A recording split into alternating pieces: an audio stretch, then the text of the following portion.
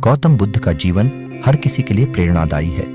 गौतम बुद्ध बौद्ध धर्म के प्रवर्तक थे। इनका जन्म 483 ईस्वी पूर्व तथा महापरिनिर्वाण 563 ईस्वी पूर्व में था। बचपन में उनको राजकुमार सिद्धार्थ के नाम से जाना जाता था। बौद्ध ग्रंथों के अनुसार गौतम बुद्ध के जन्म से 12 वर्ष पूर्व ही एक अर्षि ने भविष्यवाणी की थी कि यह बच्चा या तो एक सार्वभौमिक सम्राट या महान ऋषि बनेगा। 35 वर्ष की आयु में उन्हें ज्ञान की प्राप्ति हुई थी। वह संसार का मोह त्याग कर तपस्वी बन गए थे और परम ज्ञान की खोज में चले गए थे। आइए आज हम आपको सिद्धार्थ के महात्मा बुद्ध बनने तक के सफर के बारे में बताते हैं। बुद्ध का गोत्र गौतम था। बुद्ध का वास्तविक नाम सिद्धार्थ गौतम था। उनका जन्म शाक्य गणराज्य की राजधानी कपिलवस्तु के निकट लुम्बिनी में हुआ था। बुद्ध के जन्म के 7 दिन के भीतर ही उनकी माता का देहांत हो गया था।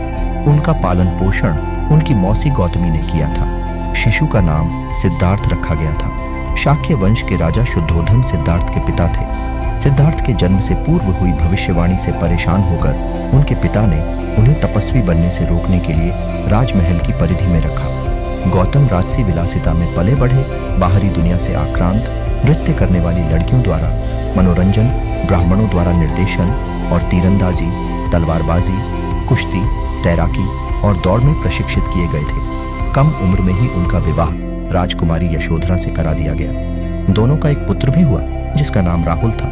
गौतम बुद्ध की वजह से बदल गया इस स्त्री का जीवन जाने कैसे। सिद्धार्थ बचपन से ही अत्यंत करुण हृदय वाले थे।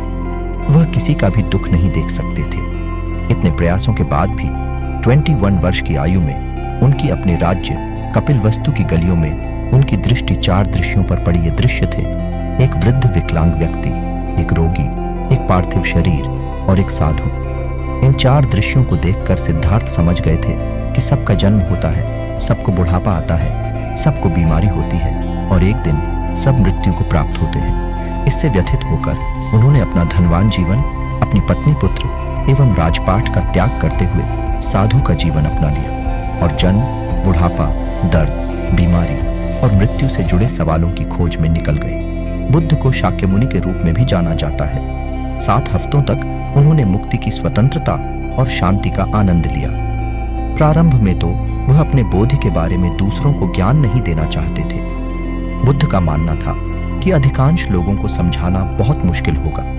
मान्यता है कि बुद्ध को स्वयं ब्रह्मा जी ने अपने ज्ञान को लोगों तक पहुंचने का आग्रह किया था, फिर वह इस पर सहमत हो गए। इस तरह उन्होंने अपना पहला धर्मोपदेश उत्तर प्रदेश के वाराणसी के पास सारनाथ में अपने पहले मित्रों को दिया था।